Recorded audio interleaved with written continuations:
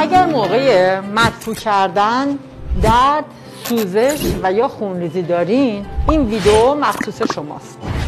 شقاق مقعد یک زخم ساده این ناحیه است که در اوایل بیماری با درمان دارویی جواب میده و خوب میشه، ولی اگر مزمن بشه و طول بکشه که دیگه به درمان جواب نمیده، بعد حتما با لیزرهای پرتوان یا جراحی اونو درمان بکنیم. ولی شقاق گاهی اوقات نشانه بیماری‌های داخل روده هم هست. بنابراین اگر ما در معاینه یک شقاق غیر طبیعی ببینیم، مثلا اگر تعداد شقاق‌ها زیاد باشه، فیبروتیک باشه و در جاهای غیر طبیعی مثلا سمت چپ یا راست مقعد باشه، این دیگه نرمال نیست و حتما باید بیمار از نظر بیماری‌های داخل روده بررسی بشه و کولونوسکوپی انجام بشه.